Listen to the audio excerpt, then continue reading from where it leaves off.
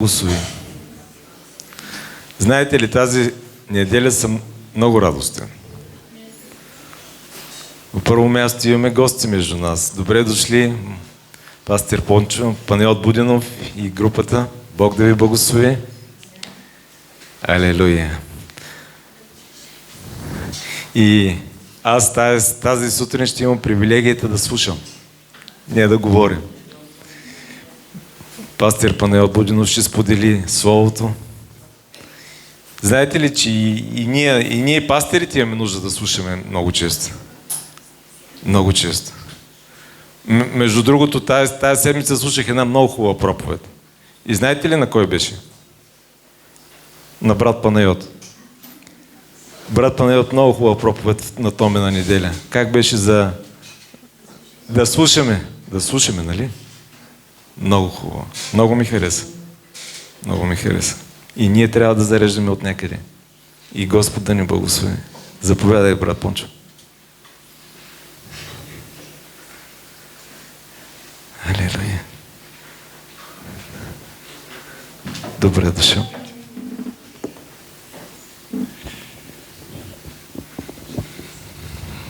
Мир на този дом.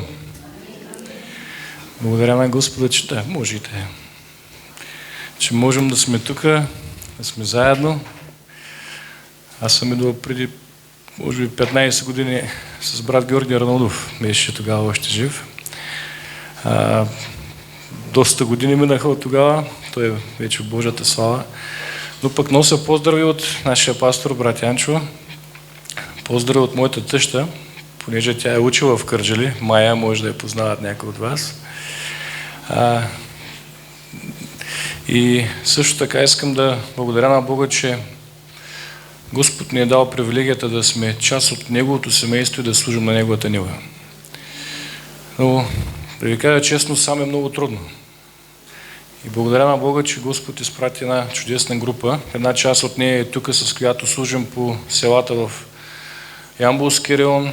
Ходим веднъж в месеца по Странджа и Сакар планина и на благовестие, и на служения по различни места, по села и малки градчета. И се радвам, че Господ така направи. Брат Петю е благословен, че може да пее. Аз съм лишен от това нещо и Господ се смили над мен и прати хора, пък, които да могат да хвалят Бога. И аз искам да представя групата. Сестра Петя е по-близко до вас, тя е от Хасково. Но Господ нас свърза още преди 15 години, малко повече, може би, да служим заедно. Да си помагаме заедно и продължаваме до ден днешен да вървим в този път. Имали сме много силни моменти, имали сме трудни моменти, в които пък сме се укрепвали ни други. Така че аз ще поканя да дойде Ани от Генерал Тошо, едно село в Ямболска област, където аз пък служа там като ръководител. Брат Дидо и сестра Ванчи, те са от съседно село Скалица, които също са така неотлъчно до нас в служението. Те ще разкажат едно свидетелство след малко. Но искам да поканя Ванчето и Петя да прославят Бога с някоя песен.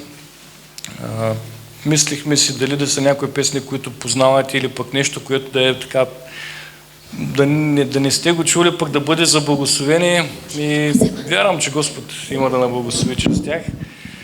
Благодаря на Бога толкова много за тях, защото наистина, когато хвалението е помазано и движено от Бога, после на проповедника е много по-лесно. И аз се радвам, че може да служа заедно с тях, така че нека Господ да ги благослови, да ги употреби и вярвам, че има хубаво време.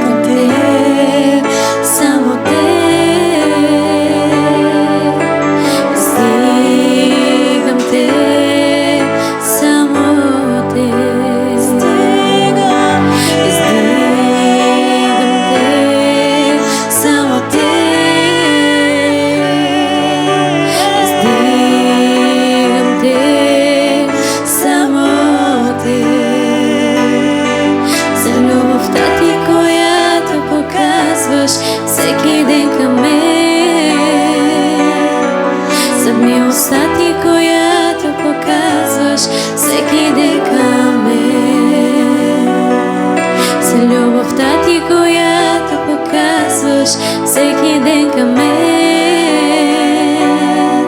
за милостта ти, която показваш всеки ден към мен. Благодаря ти, благодаря ти, благодаря ти, благодаря ти, благодаря ти, благодаря ти, за милостта ти, благодаря ти, благодаря ти.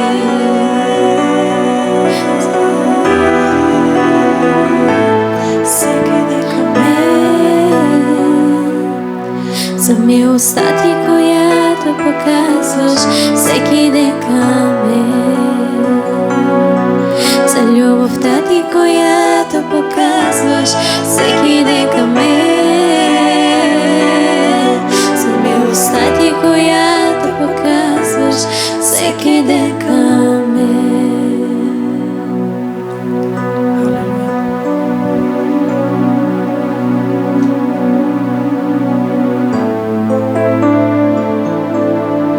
Господи, към Тебе издига своя глас. Помогни на мене, моля Ти се аз. Сам съм на света и не мога аз. И Те моля, Господи, Господи, Господи, с Теб да издържа. Сам съм на света и не мога аз. И Те моля, Господи, Господи, Господи, с Теб да издържа. Боже, говори ми, че си свен сега. Презведи мъки, с Теб ще призова. Дай ми сила Ти и ще издържа. И ще стана, Господи, Господи, Господи, верен Твой слуга. Дай ми сила Ти и ще издържа.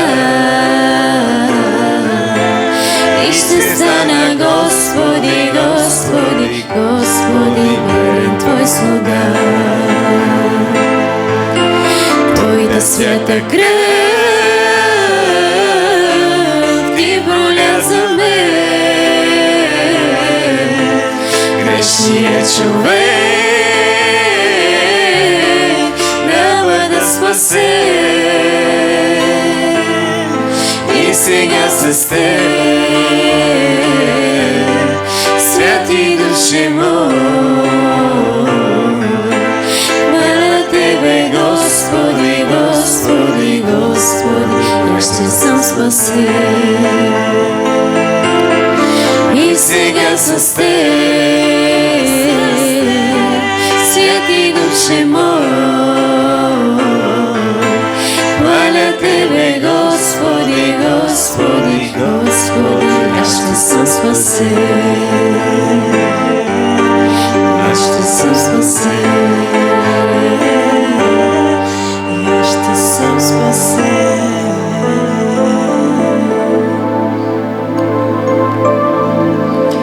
Господи, аз Ти благодаря, Боже, за това събрание. Благодаря Ти, Татко, за всяка една душа на това място. И аз Те моля, когато Сатана идва да ни пресява, както Ти каза, Петре, аз се молих за Тебе да не отпадне Твоята вяра.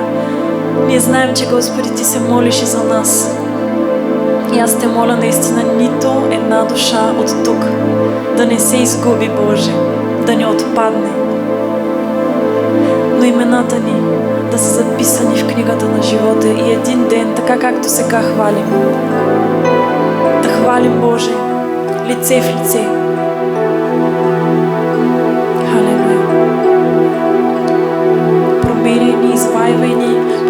това каквото трябва, каквото ти искаш. Но наистина нека да отразяваме славата ти. Пътя да извървим и вярата да опазим, Господи. В името на Исус те моля.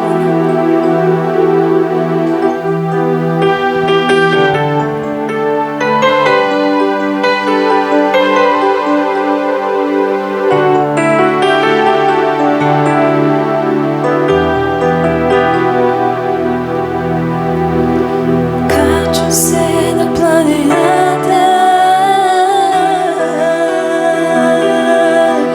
дето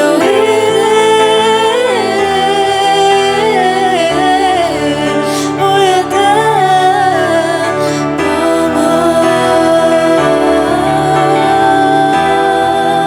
помощ. Помощта ми е от Бога, който е на небесата.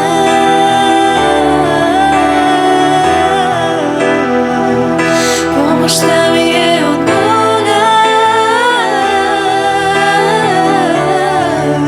който е на небесата.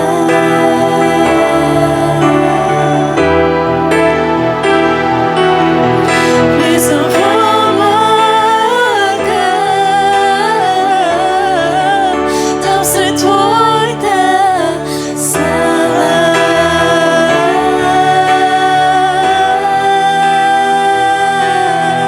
Влизам в облака, там сред твоята слава.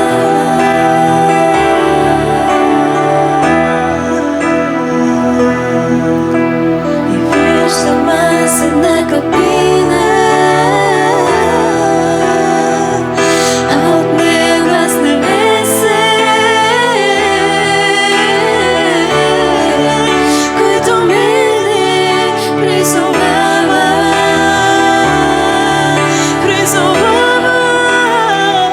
освети се ти пред мене. Аз съм твоя, Бог е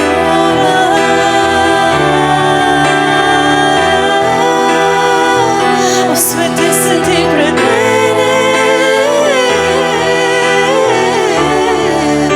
Аз съм твоя, Бог е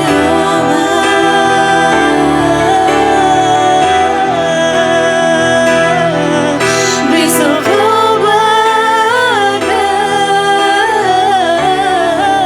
там сред твоята слава.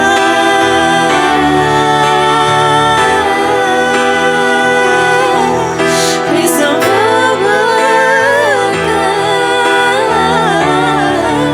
там сред твоята слава.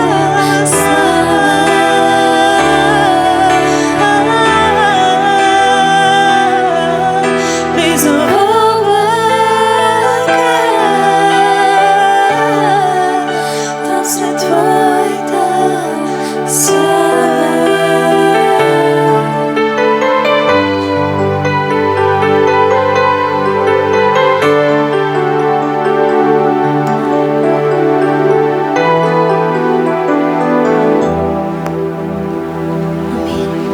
Алелуя. Да не излизаме от този облак на славата. От чудесно място, където се преобразяваме в Неговото присъствие. Ще поканя брат Дидо и сестра Ванче да ни разкажат какво е, когато Бог не е в живота ти и когато Бог дойде в живота ти. Защото Господ може тотално да промени всичко. И така че искам да им дам възможност да ни разкажат. Слава на Бога, аз съм много благодаря на Бог, че имам привилегията да съм тук сред вас и да похвалим нашия Бог, защото Той наистина заслужава и славата е единствено и само Негова. Нашето свидетелство, как ние повярвахме в Господа. И точно това казвах вчера на пастора и пасторката, че за нашите деца е привилегия да растат в вярващо семейство, защото ние нямахме тази чест. И 2013 година 2012 всъщност се запознахме с моя съпруг. И така, и 2013 година решихме да заживеем заедно. Нямахме брак. И аз, това е отделно, но като цяло съм имала много трудно детство и когато събрахме се с него, си помислих, че най-накрая живота и съдбата ми се усмихна. Но малко не беше така. Когато решихме да се живеем заедно, първите 3-4 месеца всичко беше нормално, нали? Като младоженци, обичахме се. И после почнаха по-страшните неща. Той започна да ми изневерява, да ми бие, да пие, да употребява наркотици. И вълнувам се малко. И в продължение на 5 години в този тормоз. Всеки ден, почти всеки ден имаше физическо насилие. И отделно, че той ми изневеряваше и може би с дни не се прибираше. И роди ни се първото наше момиченце 2015 година. Но това продължаваше. Дори след детето той не спираше. Имаше един момент, в който вече аз му казах, нали, спри, не мога вече да издържам, боли ме, нали, но той казваше, искам да спра, но не мога. И тогава аз сякаш се примирих. Аз израснах с повторен баща. И не усещах много любов от бащина любов, нали. И не исках моето дете да бъде лишено от бащина любов като мен. И затова просто се смирих и казах, че няма да оставя моето дете да бъде без баща. И каквото и да става, аз няма да си тръгна. И просто се примирих и започнах вече да правя това, което той иска. И когато той се обличаше, ние просто бяхме станали приятели. Той ми казваше, аз излизам, отивам еди се при коя. Той ми казваше всичко. Дори за връзките си, за приятелките си, там, за гаджетата си. Ми казваше, аз излизам и тази вечер няма да се прибирам. И аз, нали, да, просто добре. И започнах да му помагам в обличането му. И сестра му, през това време, моята зоба беше се покаяла, Бог я срещна и единствено тя беше вярваща от нашето семейство. И ми казваше, покай се, Бог ще промени живота ти. Покай се и ще видиш как Бог ще обърне сълзите ти в радост. Покай се и ще видиш как живота ти ще се промени и няма да е това, което е. И аз си казвам, ама аз съм още млада, нали, искам, мислих си, че да си вярваш е да си затворен сякаш. Но тя не спираше. Тя не спираше да ми заговори за Господа. Покай се, Бог ти обича, Бог иска да промени живота ти, покай се и ще видиш как ще бъде живота ти различен. И един ден, най-благословеният ден за мен в живота ми, аз отиваме с него на гости при нея и тя ми вика, искаш ли да се помолим? И аз аз съм много грешна, нали, как ще се моля? И тя ми каза, Бог обича грешните. И аз тогава, просто за да ни я обидя, нали, седнах да се помолим с нея. Седнахме и се помолихме с нея и тя ми каза тогава, искаш ли да се покаеш?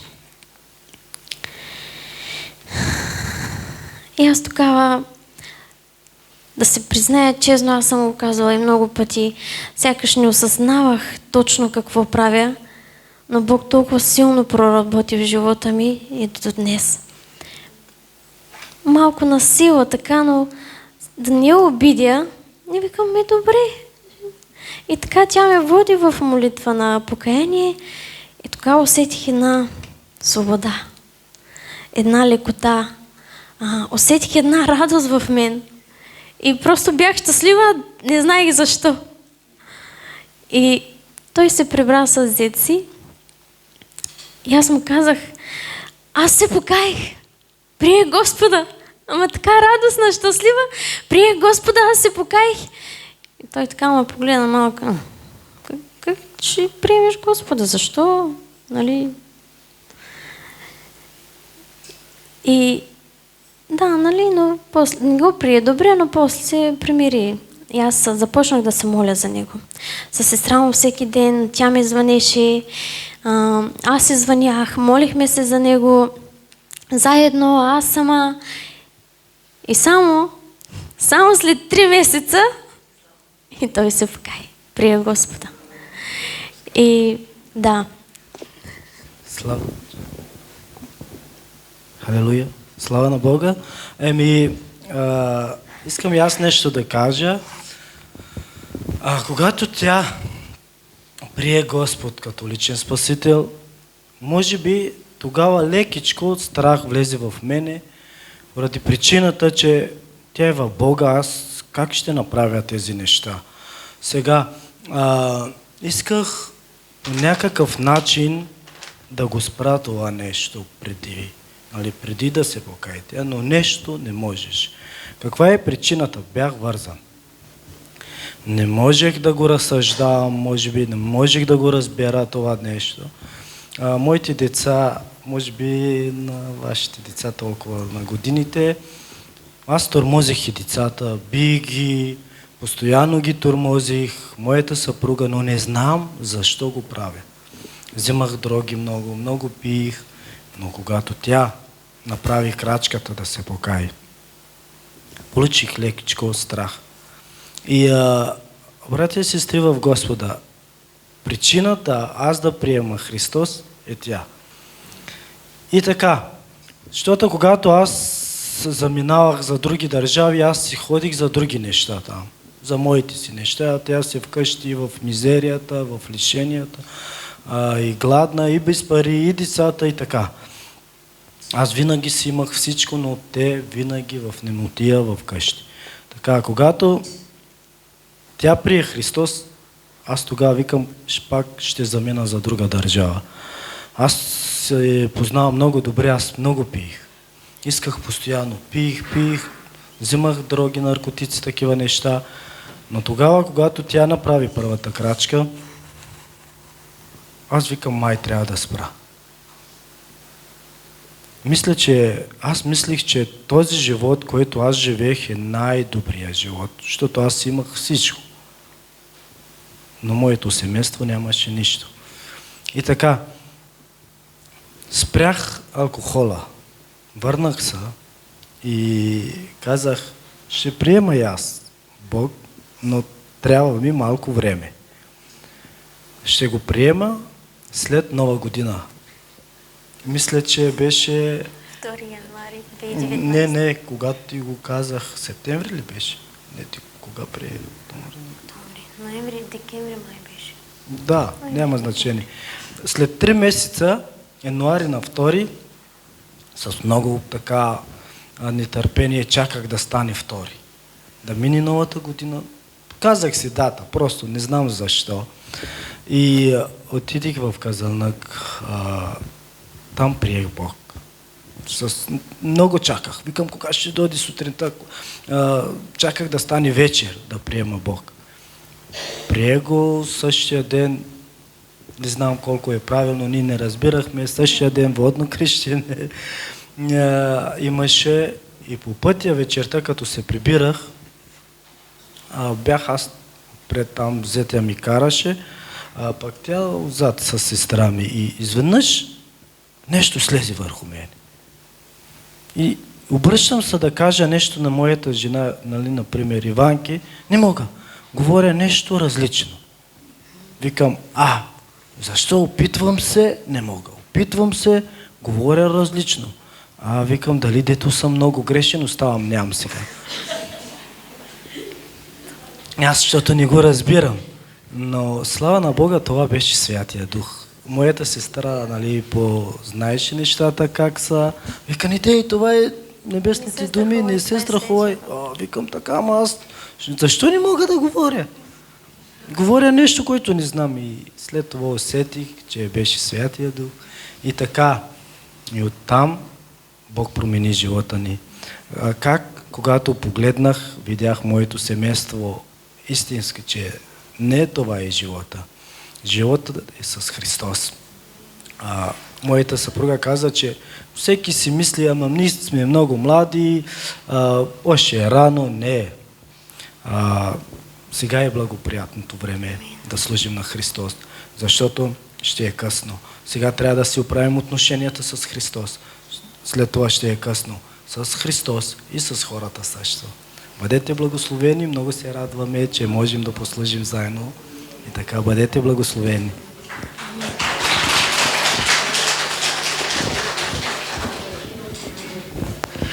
Алелуя! Какво става, когато Исус дойде в живота ти? Всичко се променя. Няма нужда. Благодаря. Бог може да обърне сълзите ти в радост. Бог може да промени съдбата ти тотално. И хубаво е да го чуеш от някой, който го е минал. Който знае какво е да нямаш хляб за децата ти, да знаеш колко голям е тормоза и само след една намеса на Христос, как всичко се обръща тотално. Сега те не само, че помагат в служение, мога да ги дам за пример като най-добри приятели. Или като хора, които се помагат като семейство, което е за пример на другите семейства, където живеят. Но това е само когато Христос дойде в живота ни. Имаш ли време с тая книга? Много е важно, много е ценно. Защото Божието Слово може да промени тотално живота ти. За него се казва, че той е светилник на нозете ни и виделина на пътеката ни.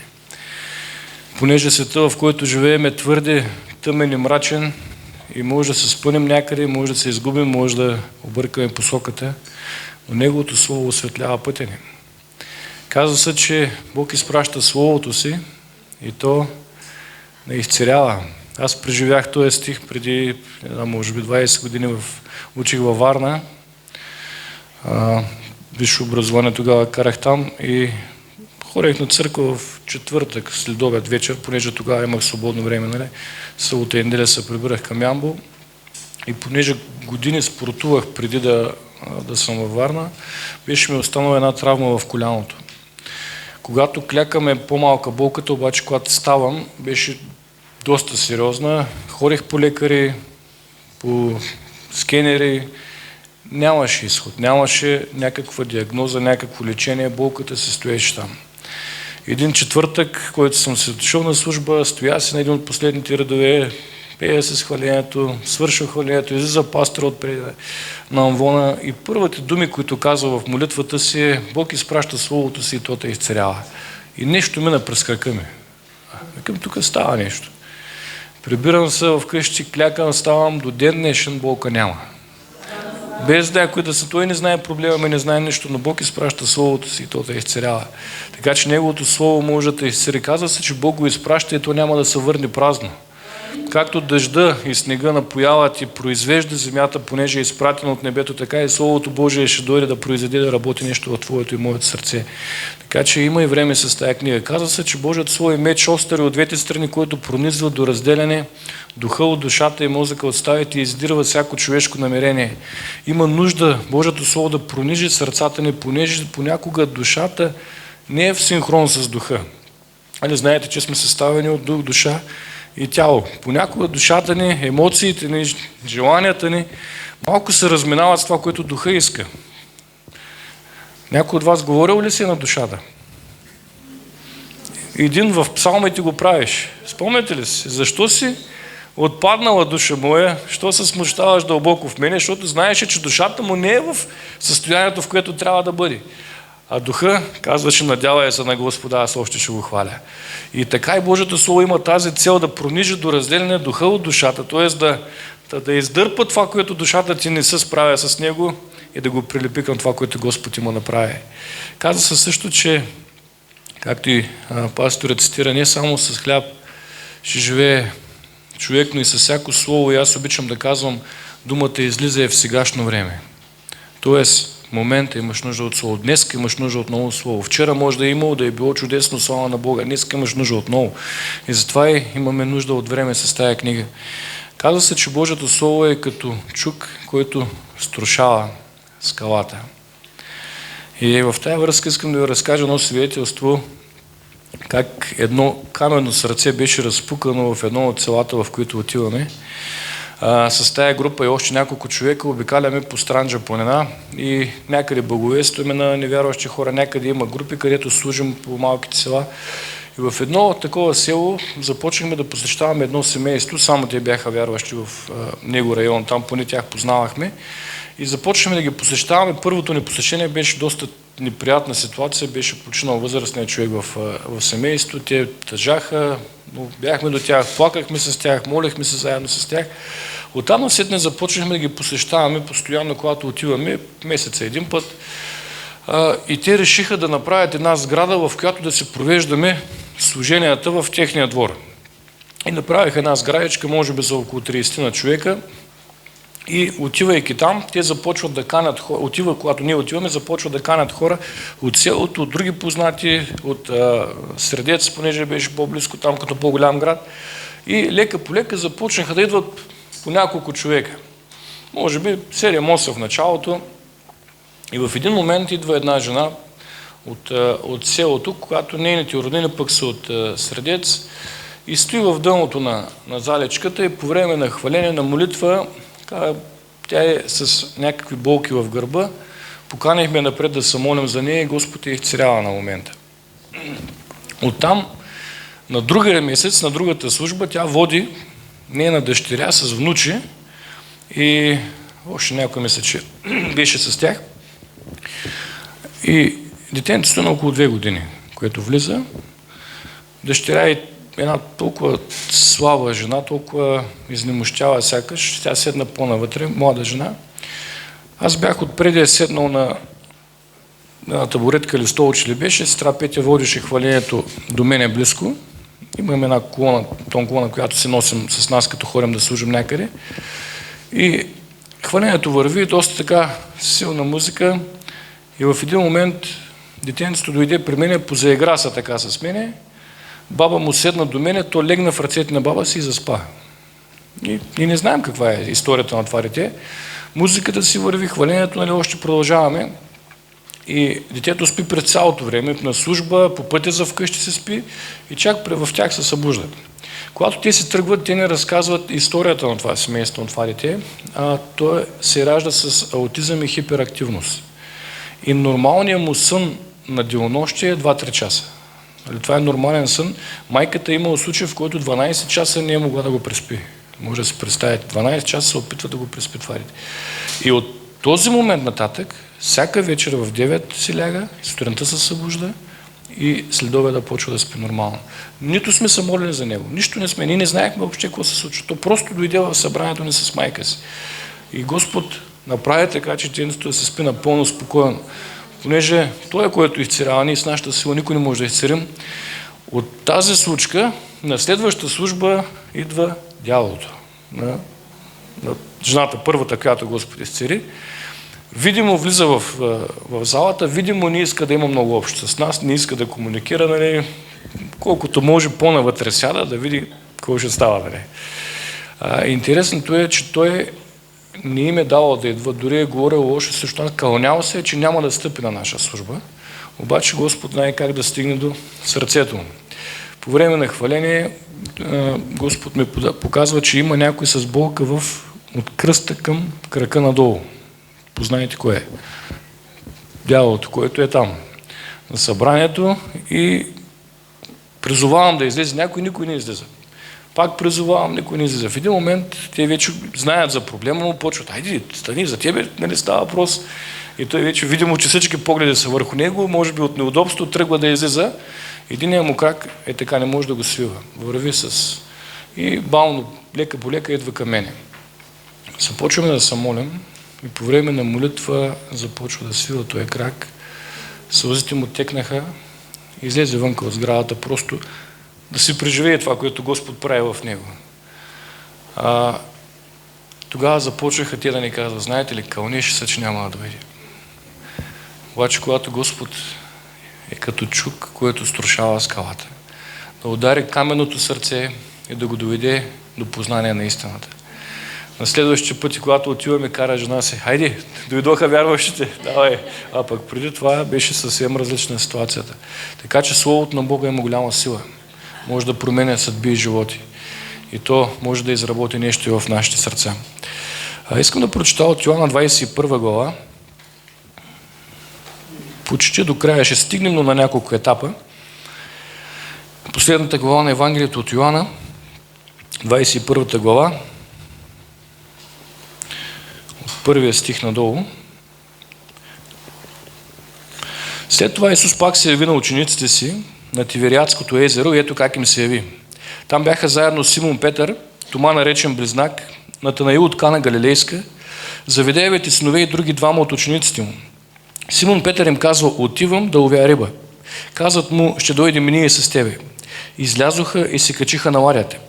И през онази нощ не уловиха нищо. А като се разсъмваше вече, Исус застана на брега, учениците му обаче не познаха, че е Исус. И Исус им казва, момчета, имате ли риба? Отговориха му, нямаме. А той им рече, хвърлете мрежата отдясно на ладята и ще намерите. И те хвърлиха и вече не можеха да я извлекат поради многото риба. Тогава онзи ученик, когато Исус обичаше, казва на Петър, Господи. А Симон Петър, като чу, че бил Господ, препаса си връхната дреха, защото беше гол и се хвърли в езерото. А другите ученици дойдоха в ладията, защото не бяха далече от сушата на около 200 лакти. И влачеха мрежата с рибата. И като излязоха на сушата, видяха там жарава и риба сложена на нея и хляб. И Исус им каза, донесете от рибите, които сега уловихте. Симон Петър се качи на ладията, излече мрежата на сушата пълна с едри риби, на брой 153 и при все, че бяха толкова, мрежата не се съдра. Исус им каза, елате да закусите. И никой от учениците не смееше да го питате кой си, понеже знаеха, че е Господ. Дойде Исус, взе хляба и им даде също и от рибата. Това вече беше третия път, когато Исус се яви на учениците и след като възкръсна от мъртвите. Амин. Господи, дай ни мъдрост да го разбереме, но дай ни силата да го живеем.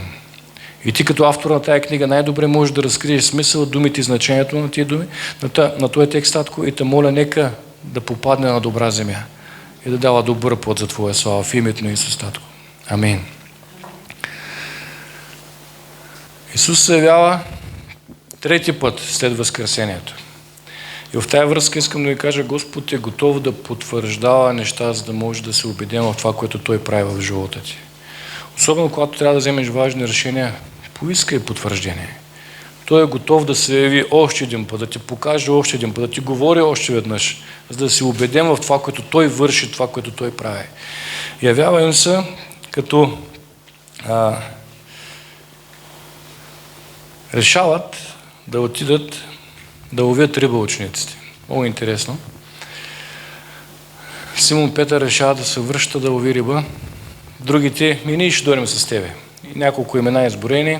Тома той е между другото. От миналата неделя продължава да е тук. И той е там. Да лови риба с тях. И когато хвърлят един път, втори път, трети път, имаше ли нещо? Нямаше. Защо ли? Какъв беше призива на Бога към Симон Петър, когато го видя? От сега нататък човеци чуваш. Той къде се върна? При рибата. Няма как да искаме благословение, когато се върне от стария си начин на живот. Няма как да искаме да се напълни мрежата ни в стария живот. Понякога дявол иска да навърне в старото. Не знам дали на вас ви се е случило, на мене ми се е случило. Показвате неща, които може би са ти харесвали тогава и казва, добре беше тогава. няма благословение в стария живот. Словото казва да не се обръщаме назад, че старото премина и всичко стана ново. И цяла вечер те се трудят, хвърлят на сутринта на разсъмване. Някой стои на брега и ги гледа, може би цяла вечер да ги е гледал, така може би им се е радвал на това, което правят. И в един момент им извиква: имате ли нещо за ядене, момчета? Има ли риба? Нямаме. Я хвърлете отдясно на ладията. И сега в тях една борба, такава недоумение. Кой е този, който му казва? Защо им го казва? Но знаете ли, чудото има определена формула за чудото. Ако искате, може да така да запомним. Бог говори, покоряваш се и тогава идва чудото. Чудото идва след покорство. Понякога искаме чудо без покорство. Но чудото се отключва, когато се покоряваме. И в този момент той следва да се покорят на тия думи. Може би са се поколебали малко, трябва да го направим, защо да го направим? Но чудото идва след покорство. В момента, в който те хвърлят отдясно на ладията, е много интересно, едни риби също се покоряват. Кой ги изпрати там? Имаха, как се казва, GPS-а, крайната точка. Брат Петя вчера ми каза, пиши Сафрония Врачански 6. Те си имаха пък друга дестинация, изпратени 153 риби от Бога с точната дестинация да влязат в точната мрежа. И те се покоряват. Много пъти Господ използва животните като пример на покорство в Библията. Не знам дали сте обръщали внимание, магарето, което носеше Исус, се покоряваше. Рибата, която глътна Йона, се покоряваше. Някой я изпрати там. Магарето, което говореше на пророка, се покоряваше. Магарето, което стоеше до лъва, който не беше посегнал да го изяде, се покоряваха на Бога това, което той правеше. Рибите се покоряваха и Господ много пъти сравнява покорство на животните с непокорство на хората. И тогава, когато обаче се покориш на Бога и последваш Неговите думи, благословението идва. Мрежите се напълниха. До толкова, и много обичам този момент, Словото каза, при все, че бяха толкова, мрежата не се скъса. Нормално трябваше да се скъса. Значи може да си го представи така, една мрежа примерно издържа, да речем, 1 тон, то е било тон и 200, примерно, тон и половина. Тази мрежа по физическите закони трябваше да се скъса. Но когато Исус върши нещо, тя не се съобразява с физическите закони, а се съобразява с това, което Исус прави. И за това, че и самата мрежа дори се покорява на това, което Господ прави, което Господ извършва. Когато не се изпълва мрежата с рибата, Йоан първи разпознава кой е на брега. Може би, защото е бил най-близко до него, по-бързо е, може би, усещал от другите и каза: Господи. Петър, като чува, че е Господ, Словото Божие казва така: влече си дрехата и се хвърли в морето. Може би е малко емоционален понякога, обаче този пример бил го взел и аз. Когато чуеш, че Исус е някъде, да се втурнеш към това място. Когато чуеш 2 и 3 събрани, Той е тук. Не вярваме, че Той е тук. Втурни се към този дом. Исус има да прави нещо. Остави мрежата, остави рибата, остави приятеля си. Искаш да стигне пръв до Бога. Имаше желание да стигне до Исус Христос. Втурни се към Бога тая сутрин. Спусни се, хвърли се към Него. Може би има нещо, което иска да направи в твоето сърце. Хвърля се, плува през, може би, студеното време и вода рано сутринта. Стига до Него. Застава в пълно мълчание, понеже малко беше сгафил преди разпятието и възкресението. И тогава вижда жарава и риба на нея. Всичко, от което имаха нужда, беше на брега. Имаха нужда от храна, имаха нужда от топлина. Така ли беше? Рано сутринта не е много. Дори и лятото, пак си е хладничко, нали? Исус беше приготвил всичко необходимо за тях. Исус е приготвил всичко необходимо за тебе и за мен тази сутрин. Твоята нужда да бъде снабдена, Той го е приготвил. Той е на брега и чака да влезеш в това, което е приготвил за тебе. Оттам идва момента, в който Исус казва, изкарайте от вашите риби и донесете тук. Тогава Петър вижда, че другите приближават, втурва се да помага и той, издърпват рибите и влачат ги и сядат до Исус Христос. Той разчупва от хляба, неговия хляб, те нямат какво да ядат, дава им от рибата и започва да ги гощава. Между другото и нас нагостиха чудесно с нощи. Благодарим за топлината и за любовта. И тогава идва момента, в който започва да се говори с един човек. Кой беше той? Сещате ли се? Петър. Ако мога да разгледам и да определя живота на Петър, бих го разделил на 3 части. Едната част беше частта на Симон. Другата част беше частта на Симон Петър. И третата част мога да определя като частта на Петър. Един и същи човек, обаче 3 етапа от живота му. Когато Господ го срещна, може да прочетем и в Марка 1 глава, 16 стих и малко надолу, момента, в който за първи път Исус го среща, момента на Симон, когато е там, Марка 1 глава, 16 стих, а когато минаваше край Галилейското езеро, видя кой? Тук е Симон само. И брата на Симон, Андрей, че хвърляха мрежи в езерото, понеже бяха рибари. И още 2-3 стиха надолу може да прочетем. Исус им каза, вървете след мене и аз ще ви направя ловци на човеци, това, което говорихме. И те веднага оставиха мрежите и отидоха след него. И малко по-надолу, като отмина малко, видя Яков Завидеев и брат му Йоан, които също бяха в ладята и си кърпеха мрежите. И веднага ги повика, те оставяха баща си Завидей и ладята с надничарите отидоха след него. Амин. Първата среща на Исус с Симон е там, на езерото. Защо казвам това? Евреите имат изключително значение в имената си. Името Симон означава нестабилен, лакатушещ се, буквално преведено. Това е значението на името му. И когато Исус го среща един много нестабилен човек. Много лакатушещ се. Казва, че те хвърляха мрежите. Една скоба искам да отворя. Двамата братя Симон и Андрей хвърляха мрежите, а Яков и Йоан кърпеха мрежите. Не знам дали забелязахте в текста, което означава, че има време за хвърляне, има време за кърпене. Има време, в което трябва да отиваме да служим, да благовестваме, има време, в което ние трябва да се възстановим Божието присъствие и да се подготвим за това, което има да дойде. Така че, казвам го като особено на тия, които служат, има време за хвърляне, има време и за кърпене. И когато ги среща, той е Симон. Когато Исус напълва отново тая лодка, в другото Евангелие е описано по-подробно, какво му казва Симон? Иди си от мене, Господи, защото съм грешен човек. Нестабилен човек. Това беше момента на Симон, етапа на Симон. В Матея 16 глава от 13 стих надолу виждаме момента, в който започва да се променя името му и етапа от живота му. Матея 13 глава, 16 глава, извиняйте, от 13 мисля, че беше.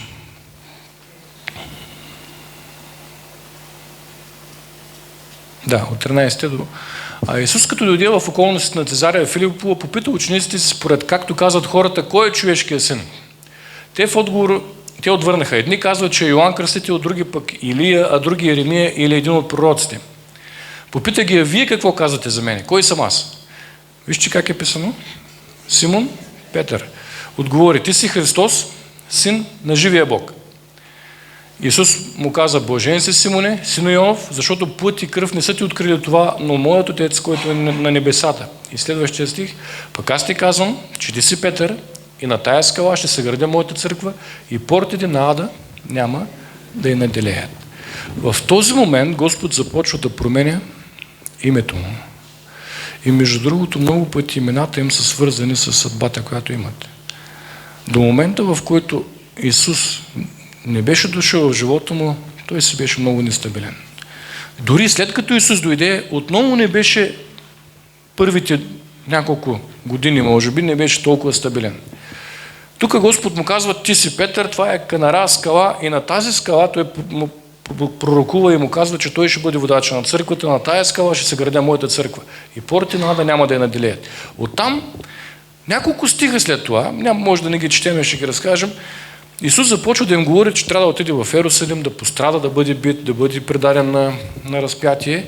И същия Петър му казва: Господи, той никак няма да стане с тебе. Не дей да говориш така.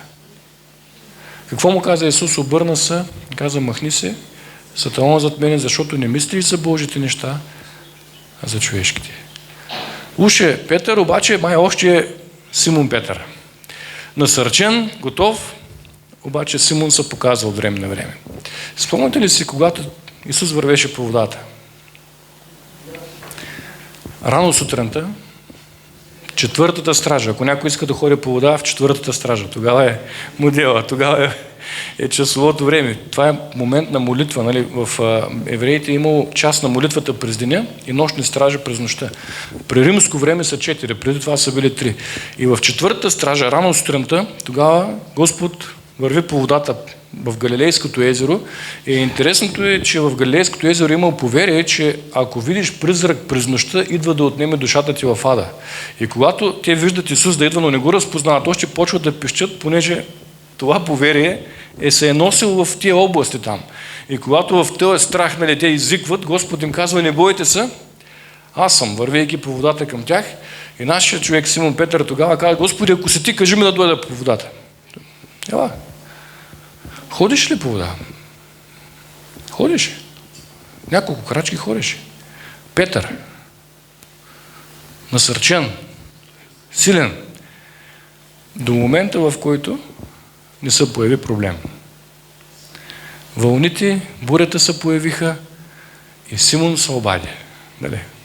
Беше Петър до момента, обаче в един момент се обади Симон. Погледа на проблема и започна да потъва. Понякога ние сме така, нали? Случва ли ви се?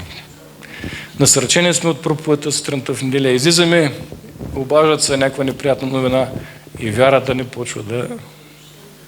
Симон почва да се обажда. Иначе излизаме като Петър, огнени, готови да приземаме света. И в един момент обаче все още Симон се обажда. Това беше той. Спомняте ли си, когато Исус им казва, че отива, той му каза: Господи, аз и за тебе ще умра. На смърт ще отида, ако трябва. Петър. Какво му каза Исус обаче? Преди да пропее питева 3 пъти, Симон ще се обади. Не дей бърза. Нали? Бързаш като Петър, обаче Симон ще се обади. И все още е Симон Петър. Понякога, аз гледайки моя живот, аз виждам много близки неща с тия. С моята емоция, понякога амбиция, съм искал да правя толкова много неща, обаче Симон се обади и почвам да млъкатуша. Какво се случи в тая история, която четехме? На края на тия стихове се появява Петър.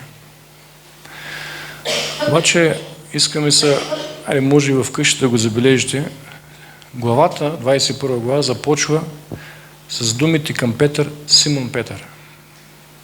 Симон Петър каза: ще ловя риба. Симон Петър скочи от ладията. Симон Петър отиде при Исус. След като говори с Исус, в 17 стих казва му 3 път: Симон Ионов, обичаш ли ме? Петър се наскърби. От тук до края на главата е само Петър. Може да го изследвате вкъщи, да го видите в книгата. Може да прочетем малко. После Господ му казва: когато беше млад, сам се опасваше, ходеше където искаш, когато остарееш, друг ще те опасва. Тук идва Петър. Когато позволиш на друг да води кормилото в живота ти, когато Святия Дух има контрола над живота ти, тогава ставаш Петър. Тогава нестабилността изчезва. Тогава те води онзи, който не може да бъде поклатен. И тогава се появява Петър. Но искам да се върна малко на разговора на Господа с Петър. Симон Ионов, любиш ли ма повече от тези? Кога се случва това? Забелязахте ли къде са и по кое време се случва? Къде Петър се отрече от Исус? Какво имаше там? Имаше жарава, имаше огън. По кое време пее петела? Сега кое време беше? Абсолютно същото. В момента, в който пее петела. И може да се представите, аз лично, ако аз бях се изданил така, всеки път, когато чуя петел, нямаше да ми е много хубаво. Всеки път, когато помириша дим, ще да се спомням как аз се провалих. Как предадох Господа. И сега виждаме в тая история, Исус го търси по същото време, когато пее петела, запалва същия огън, ама не да го смачка, ами да го възстанови. 3 пъти се отрече, 3 пъти го пита: любиш ли ме? Създава същата атмосфера, за да може утре дявола да не си играе с него. Може би минаваш през нещо такова, в което често се обвиняваш. Често си казваш: аз това не трябваше да го правя. Сбърках се с тази ситуация. Аз вярвам, че Господ иска да те възстанови. Вярвам, че иска да затвори възможността дявола да си играе с вината в твоя живот. Защото Петър беше малко нестабилен преди да позволи на Господ да го води. И ако Исус не беше се намесил по този начин, всеки път, когато чуеше петела да пее, той щеше да се депресира, може да се затваря в себе си, да се обвинява, да каже: бе, аз как можа да го направя? Аз съм го правил. Нали? В някой момент се провалил някъде и се бориш със себе си. И затова Господ казва: Симон Йонов, ела сега да те питам нещо. Обичаш ли ме повече? И понеже се отрече пред всички, Господ го пита пред всички. Бог знае как да работи в нашия живот. Обичаш ли ме повече от тия тук, които са? И гледаш как те гледат тя, нали? Като погледнеш, Господ те пита и всичките гледат, какво ще отговориш? Да, Господи. Любиш ли ме повече, колкото ме любят тези? Казвам му: да, Господи, ти знаеш, че те обичам. Той му казва. Какво му казва Исус? Паси агънцата ми. Възстановяваната в служението, което беше призован. Той може би е бил пред отказване. Аз съм бил имал такива моменти. И Господ ми каза: искам да ме служиш, ще разширявам. Втори път го пита: Симон Йонов, любиш ли ме? Казва му: да, Господи, ти знаеш, че те обичам. Той му казва: паси овцете ми. Служи на нивата ми. Казва му трети път: Симон Йонов, обичаш ли ме? Петър се наскърби, за гдето го пита трети път и му каза: Господи, ти всичко знаеш. Знаеш, че те обичам. Какво му казва трети път?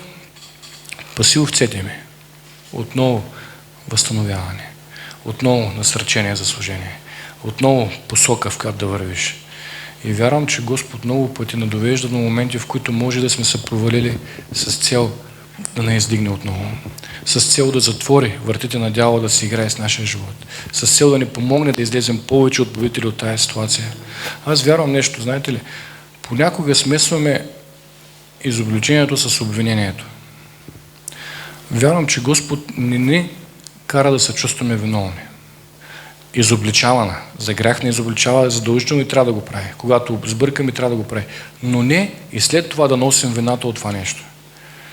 Римляни 8 глава 31 стих казва: кой ще обвини Божиите избрани? Христос ли, който умря за тях и възкръсна? Бог ли, който изпрати Исус? Ако не е той, кой обвинява? Тогава е другия. И много пъти ние му даваме място да си играе с нашите чувства и емоции. И тук Господ изкара Петър от тая ситуация и му каза: стига, паси овцете ми. Видях, че се провали. Видях, че се отрече от мене. Обаче искам да те възстановя. Искам да си победител над обвиненията на дявола. Изобличението, пак казвам, да, когато сбъркаме, има нужда да бъдем изобличавани. Има нужда да се върнем в правия път. Но не и да носим особено дълго време вина, която да намачка. В моя живот аз имах период, в който вината често ме събаряше. Моите родители се разделиха, може би, не знам, вече 20 на години. И дявола много пъти си играеше с това, че съм можел да направя нещо и да не се разделят. Ако беше направил това, може да не стане това. Често това нещо идваше в живота. Не знам дали е било истина, дали съм можел или не съм можел, но той си играеше с мене. И минаха години, месеци, аз се боря с това нещо. Опитвам се по някакъв начин да се справя. Служа на Бога, обаче на моменти, в които ти е трудно и почваш да се обвиняваш за това нещо. И един ден стоях, мислейки, борейки се с тия неща, един стих оживява в моето сърце. И този стих, да не объркам, в Евреи, ако не беше 9 глава, ако не се лъжа, и казва: кръвта на сина му изчиства съвестта ни от мъртви дела. Дело, което е мъртво, което не мога да се върна назад да променя. Кръвта му има сила и това да изчисти. И съвестта ми да изчисти. И това, което е могло или не могло да се случи, него да изчисти. И тогава казах на дявола: дали съм могъл или не съм могъл нещо да не зная. Може да съм сгрешил, не знае. Но кръвта на сина му има сила да изчисти съвестта от мъртви дела. И не му дадох право повече да си играе с моята съвест, с моята стая вина да я нося в тия моменти, в които се бориш. Така че не позволявай дявола да си играе с обвиненията в твоя живот. Между другото, името Сатана идва от две думи. Сатан. И означава адвокат по обвинение. Нали, знаете, в съда има една страна, която защитава, една страна, която обвинява. Неговата позиция е да обвинява Божите слуги и светии. И нашата позиция е да не му даваме право той да прави това нещо. Така че има нужда ние да затваряме вратата. Дали сме сбъркали? Сигурно някъде го правим. Но Исус идва и казва: паси овцете ми, паси агънцата ми, служи на нивата ми, работи за моето царство. Така че Исус умишлено го доведе до тая ситуация. Умишлено го върна в мястото, където беше там пред огъня, който беше запален. Умишлено го върна във времето, в което пеят петлите.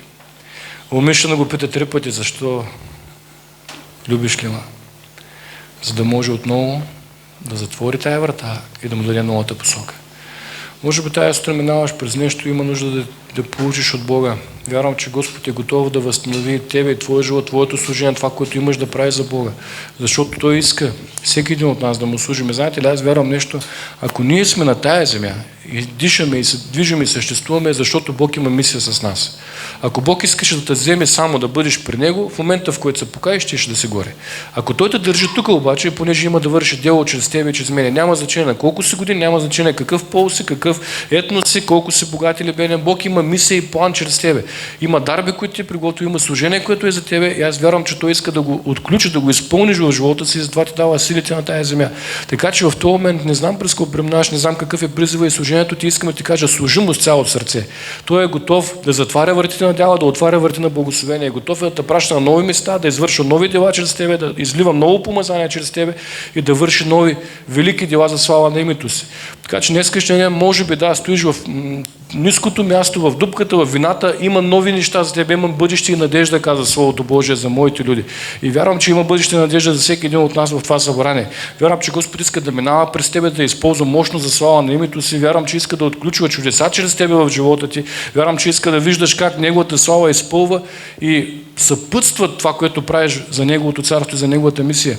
Аз никога не съм си мислил, че ще видя неща, които Господ прави в служението ни. Никога не съм си мислил, че ще виждам толкова чудеса.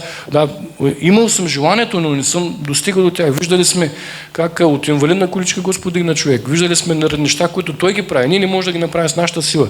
Но просто искаме да отидем да пасем овцете му и агънцата му. Искаме да отидем да изпълним призива, който е дал за нас.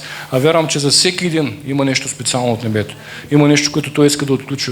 Може би да се молиш за някой, може би да хвалиш Бога, може би с деца да работиш, не знае, но има помазание върху тебе, което може да бъде освободено. Има неща, които Бог иска да върши чрез тебе. Използвай го за Неговото царство. Има голям труден район наоколо. Има по-голямо помазание върху нас. Има повече сила от небето.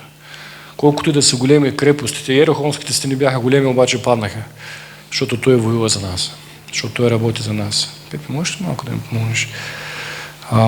Словото казва в 18 стих, 21 глава. Паси овцете ми. Истина, истина ти казвам. Когато беше по-млад, ти сам се опасваше и ходеше където си искаше. Но когато остарееш, ще простреш ръцете си и друг ще те опасва и ще води където не искаш. А това каза, като даваше да се разбере с каква смърт, забележете, Петър. Няма силно вече. Петър щеше да прославя Бога. И като му рече това, върви след мене, после, Може ли на 20 стих? Йоанна 21, 20 стих.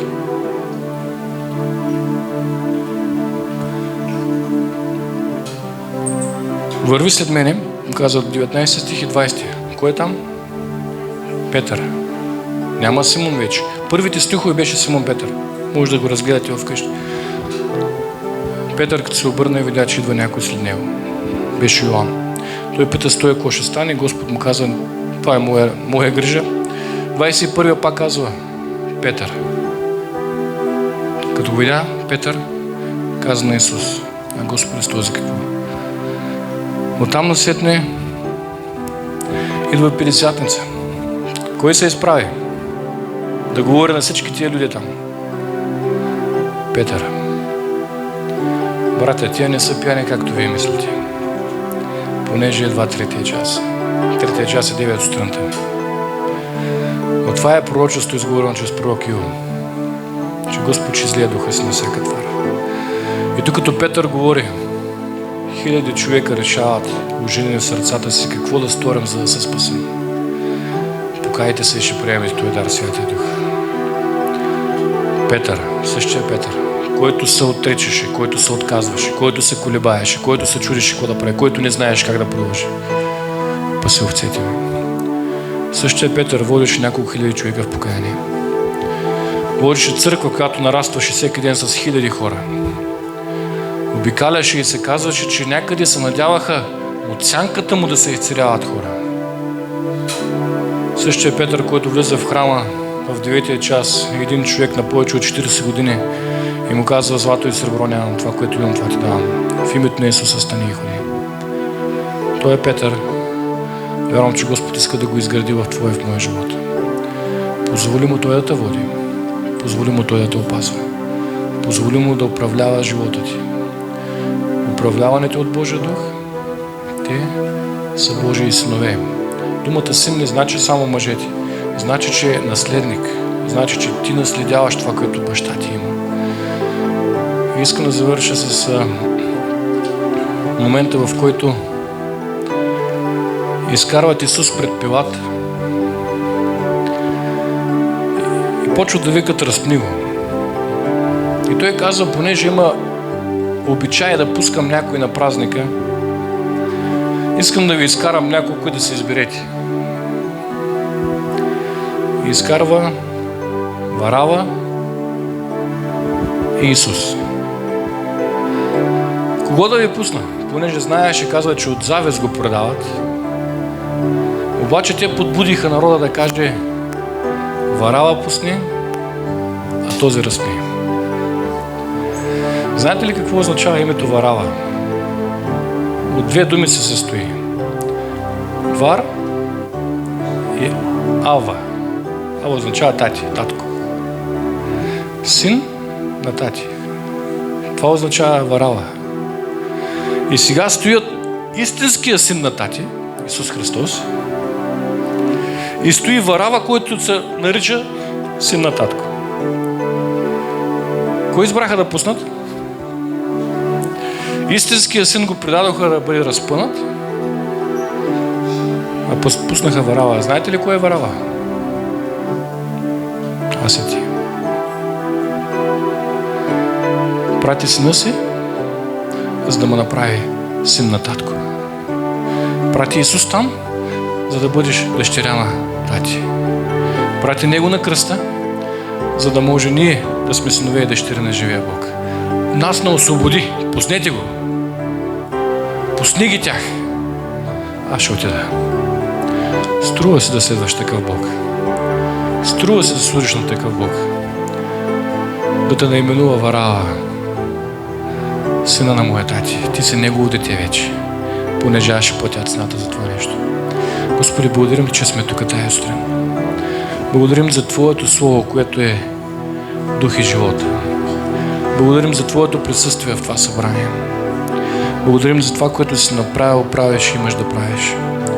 Благодарим Ти, Боже, че Ти идваш в живота ни.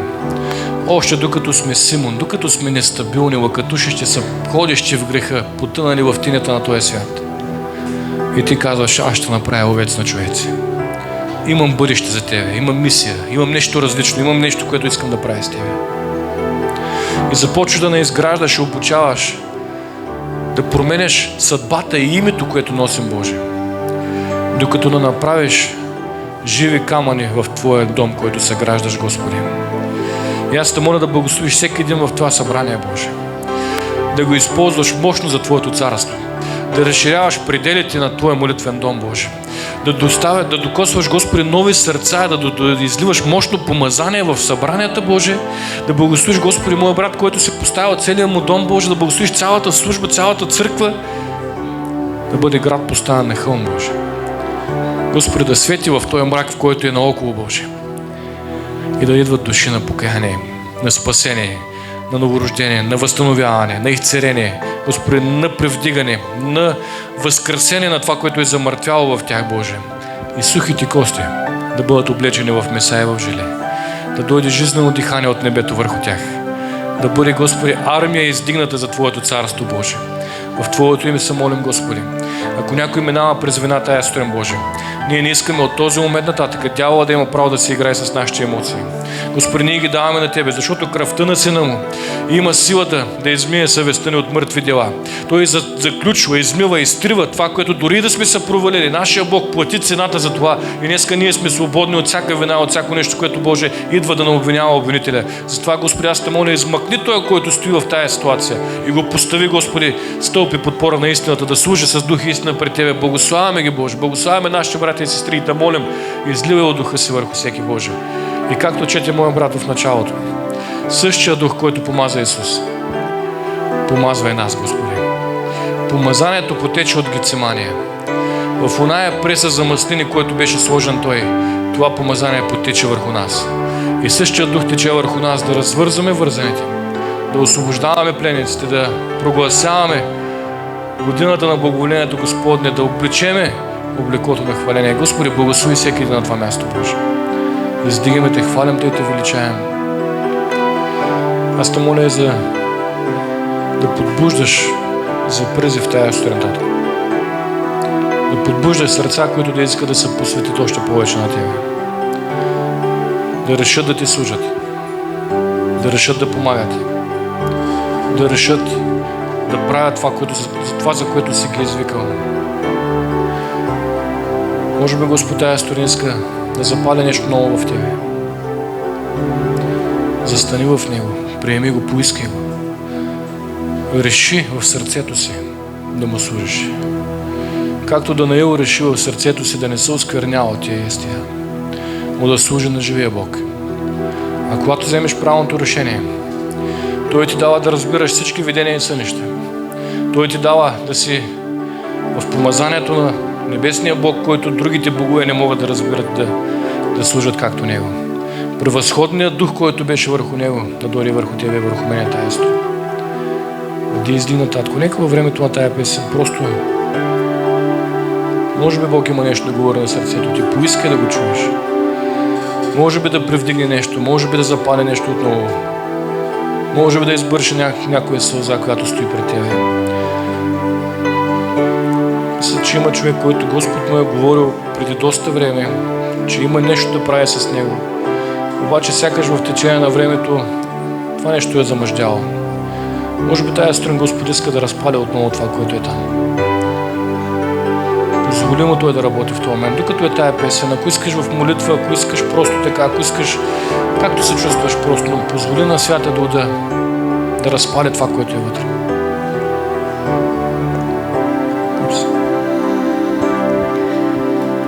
Смирявам се, снишавам се пред Твоите нозе. Смирявам се, покорявам се пред Твоя трон, Исусе. Смирявам се, снишавам се пред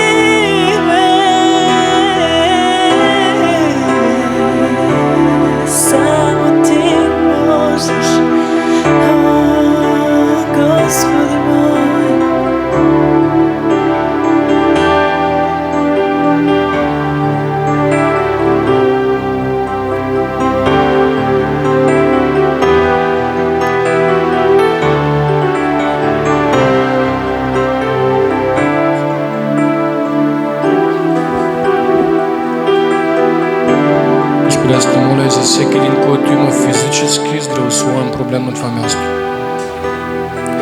Твоето Слово каза, че Ти изпраща Словото си и то на изцелява. В името на Исус, Татко, всяка болка, всяка немощ, всяко страдание, всяко заболяване, всеки вирус, инфекция, каквото и да напусне в името на Исус Христос. Да дойде пълна божествена свобода и изцеление. Изговаряме здраве и живот от небето, което, Господи, само Ти даваш. И те молим, Боже, за пълно възстановяване на духа, душата и тялото, както каза Твоето Слово, да бъдат непокътнати. И ние те молим за пълно възстановяване. Сега те моля за човек с болка в кръста, всеки прешен да се е на мястото, всеки нерв да е освободен, всеки диск да е прибран, всяка болка и възпаление да напусне, да дойде пълна божествена свобода и изцеление за Твоята слава, Боже. Изговаряме съвършено здраве в името на Исус Христос, защото Ти си същия вчера, днеска и завинаги. И Твоята ръка не се иска сила да благославя и да изцелява. И Господи, Ти не си престанал да върши чудеса и знамения, Боже. От този момент нататък тая болка да напусне, да не се връща повече. Това възпаление да изчезне и всичко да бъде напълно нормално. Всяка дискова херня да напусне, дископатия да се махне, да дойде пълна божествена свобода в името на Исус за Божия слава. След святото с Твоето присъствие, с Твоя огън, да дойде пълна свобода и победа в тия тела, Боже, за Твоя слава. Издигаме Те, хвалим Те и Те величаем и всякакво друго заболяване да напусне в мощното име на Господ Исус за Твоя слава, Татко. Боже, моля Те сега конкретно за човек с проблеми с единия бъбрек. Той да функционира напълно нормално. Той бъбрек да функционира напълно нормално. Бъбречните пътища да бъдат изчистени. Нормална функция, нормална, Господи, работа на бъбрека в името на Исус за Божия слава. Всеки проблем да напусне, да дойде пълна божествена свобода и изцеление за Твоя слава. Господи, с Твоето опир, с Твоето присъствие, с Твоето помазание. И Господи, вярваме, че Ти го правиш. В името на Исус се молим. За Твоя слава, Татко. Движи със святи души. Повече от Тебе искаме, Татко. Повече от Тебе, Господи. Когато с край преболя, тогава моите сълзи бегат към Тебе. Когато с край ме поваля, тогава моите сълзи бегат към Тебе.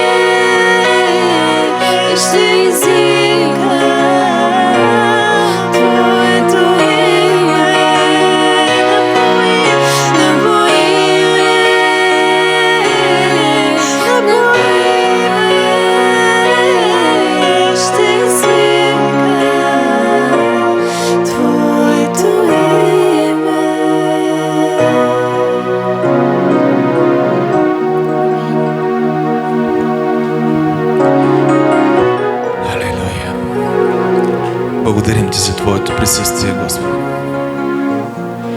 Благодарим Ти за всичко това, което правиш за нас. Благодаря Ти, Татко. Благослови всеки един от нас. Помогни ни да вървим в Твоя път, Господи. Да Те следваме изцяло. Предаваме всичко в ръцете Ти, Господи. Целият си живот. Всичко, което имаме или си мислим, че имаме. Алелуя. И както каза на Симон Петър, върви след мен. И ние искаме да вървим след Тебе, Господи. Ти да вървиш пред нас. И ние след Теб, Господи. Затова Те моля в името на Исуса Христа. Помогни ни да отмахнем всички неща, които ни отбиват от Твоя път. Които ни, Господи, отделят от Твоя път. Моля Те да вървим посоката, в която Ти искаш, Господи. Нашия живот Ти принадлежи. Всичко, което имаме, Ти принадлежи, Господи. И ние го поставяме на Твоя олтар. На Твоя олтар. За Твоя слава. И аз Те моля за нашата църква, Господи, тук в Кърджали. Моля Те за това светило, което си запалил. Господи, ние сме тук, защото Ти искаш да сме тук, Господи. И аз Ти благодаря за този ден. Благодаря Ти за това, че ние сме тук на това място. И ние искаме, Господи, Твоята милост и благодат да бъде върху всеки един от нас. Ти си ни поставил тук. Ти знаеш дните ни от началото до края. Ти знаеш всичко, Господи. И ние ще кажем като Петър, Ти знаеш всичко, Господи. Помогни ни да Те следваме. Благодарим Ти за всичко. Благословено да бъде името Ти.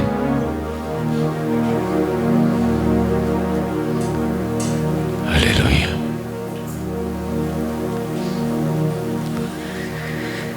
Алелуя. Амин. Бог да ни благослови. Знаете ли кое ми е чудно? Не ми е чудно вече, защото го разбрах. Отивам горе до тоалетната и един стих звучи в главата ми. Без причина, без нищо, не съм го чел. И този стих, знаете ли кой беше?